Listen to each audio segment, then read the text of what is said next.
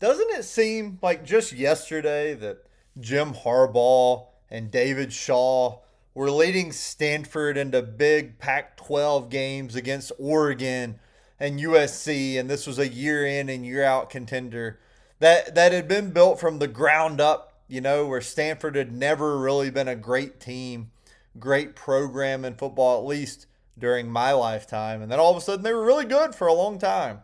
And now Andrew Luck is trying to rebuild this Stanford program. And man, does it feel like they have a long way to go. You are listening to the You Think You Know Sports podcast. I am going through every team in college football on my website, You Think You Know Sports. It's you, not YOU, just the letter U, You Think You Know Sports, as well as on all my social media accounts, including TikTok, where I have 10,000 followers. We're branching out to other social media now, trying to get that to grow.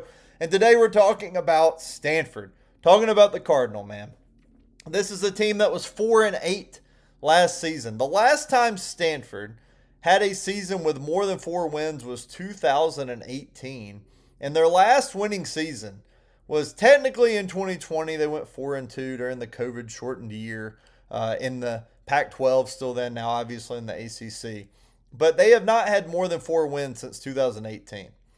DeVita Pritchard has come in to be the head coach. He's the former quarterback coach of the Washington Commanders, but previously he served all kinds of positions at Stanford. He had those positions before he took the job in the NFL. He was running backs coach, quarterbacks coach, offensive coordinator. He's coached just about everything at Stanford. So Andrew Luck and the Stanford administration was able to go find a guy that knows this program well and is well grounded and well rooted there. So I think it makes a whole lot of sense. Now, the problem for Stanford is trying to figure out how to get this offense going, because the Stanford offense was absolutely abysmal last year for most of the season. I remember watching the opening Hawaii game. It was on CBS in week 0, and they play Hawaii again this year. We'll get to the schedule here in a little bit. And on my TikTok previews, I said Micah Ford's going to get a ton of carries because they just don't have anybody else. And that's what happened. But then Ford didn't get the ball that much more the rest of the year. He only had 145 carries all season, 643 yards. And he only had 20 plus carries in the first game and the last game. The first game was Hawaii. The last game was California. So go figure. But he is back. Micah Ford is back. I think that's huge for Stanford. The quarterback situation is going to be pretty interesting. You've got Davis Warren, who is a redshirt senior from Michigan, who is likely going to be the starter. He was 6-3 as Michigan's starting quarterback in 2024, and he finished that season with 1,200 passing yards, 7 touchdowns, and 9 picks. Right, so not great numbers. Michigan should beat most teams they play most years because they just have a better team than their opponents. But he was 6-3 as a starter, and I'll tell you right now, man, I'm not hating on Stanford, but I think they take 6-3 right now in a heartbeat. Dylan Risk, the UCF transfer, and Charlie Meyer are both also backups and possible starting possibilities for this Stanford offense. Stanford has the 6th most snap production back in FBS, according to CBS Sports. They have 59%. 55% of their snap production is back on offense and 64% back on defense. That's top 10 on defense. So Ford leads the offense. They've got 4 other starters back, and they're all offensive linemen. Fisher Anderson, Khalil House, Nicky Prongos, and Josh Williams are all back along the offensive line. So, look, I think Stanford has got some pieces to work with here. I don't know that Davis Warren is going to be the most electrifying quarterback for Pritchard as they try to get this offense going.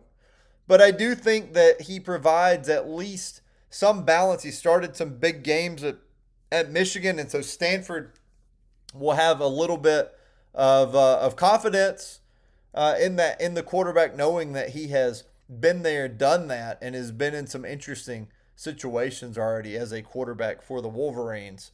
Even if the numbers weren't as good as you'd like them to be, doesn't mean that he can't have good numbers this year. Nico Brown is coming in from Yale. He had a huge season at Yale. He had 5 catches in every single game. We'll see how he fits in at the Power 4 level, which is a little bit different, right, than playing in the Ivy League. CJ Williams is the leading receiver last year for Stanford. He's moved on to the NFL. And now on defense, you've got a lot of guys back. I mean, you have 7 guys back on defense for Stanford. Again, that's a lot of production, man, in 2026 college football, especially when you didn't win, right? I mean, typically guys are jumping ship, so give Stanford a lot of credit there. Matt Rose, linebacker, is back after 106 total tackles and 3 sacks last season. Ernest Cooper is also back at linebacker along with Rose. Josiah Galvin is back there.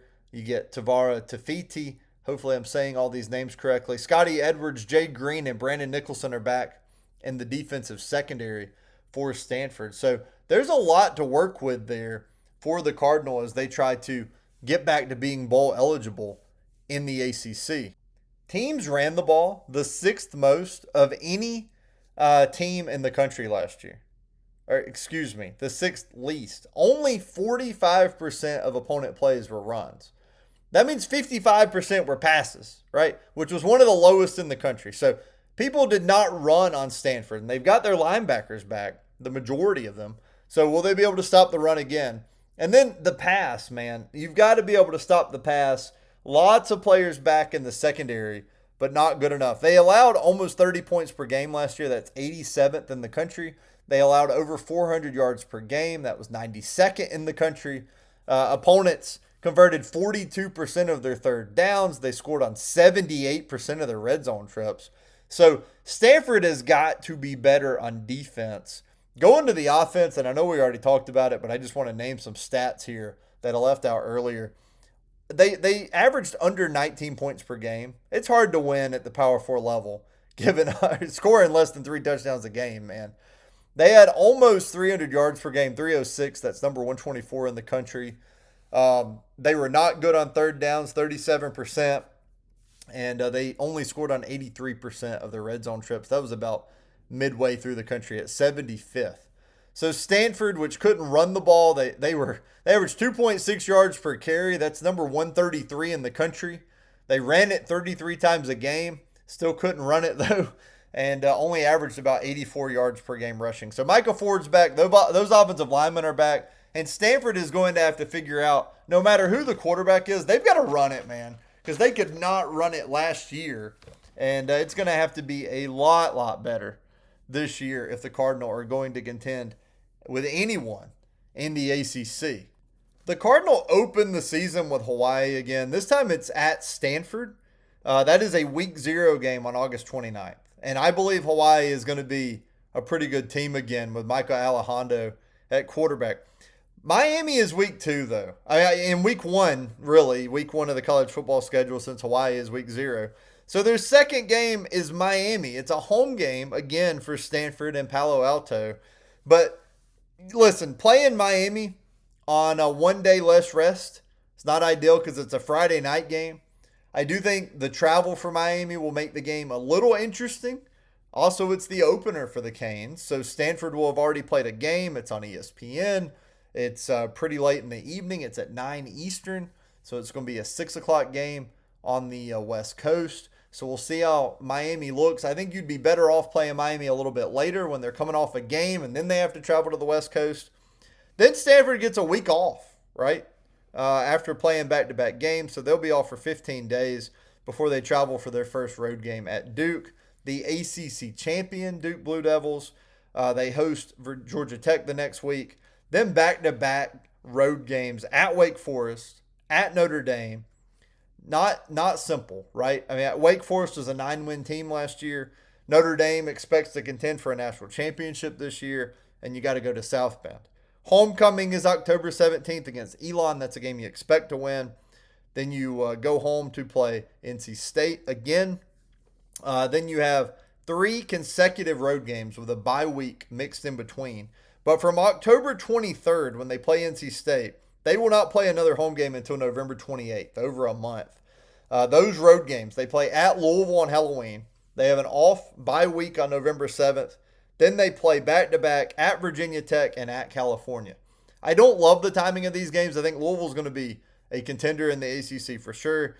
By November 14th, James Franklin is probably going to have Virginia Tech playing some of its best ball of the year. I'd rather get them early. I really, year one head coach, brought in some guys from Penn State. Sure, they have a lot of returning starters, but there's going to be a lot to figure out for Virginia Tech early. I would rather get them early than in November. And then California, you're tired. You've played all these road games. You haven't played at home in forever. And your last road trip of the season is to California. I don't love it. That's obviously that's a short trip for Stanford compared to everybody else, but that is your rival from the Pac-12. I don't love that either. At least it's not another East Coast trip, I guess. All this travel for Stanford being on the West Coast. Then you have SMU coming to you to end the year, and SMU may be the second best team in the ACC. So, my goodness, man, that is about as tough of a back end of the schedule you can have. You get Miami early, you get ACC champion Duke early, and Hawaii obviously in a week zero game. Georgia Tech was a good team last year. I don't know if they're going to be quite as good this year. Same deal with Wake, but you have them before you play Notre Dame. I don't love this schedule for Stanford. I think it's probably going to be a pretty long year for the Cardinal. Guys, I would love to hear from you in the comments, wherever you want to be. TikTok. I hope you'll subscribe to this podcast, by the way, if you want to hear more college football. But other social media accounts, wherever you want to comment, I'd love to hear from you. There's a contact page on my website, youthinkyouknowsports.com. What do you think about Stanford this year? Do you think that this is a team that is going to be able to get to bowl eligibility, or is it just too big of a hill to climb in the ACC? Are they too far behind at this point? I'd love to hear from you guys. I hope you'll stick around and listen to the next podcast. We're going to get into Virginia, where they're coming off the best season in program history with 11 wins last season. I appreciate you guys listening to the You Think You Know Sports podcast. Hope to catch you on the next episode.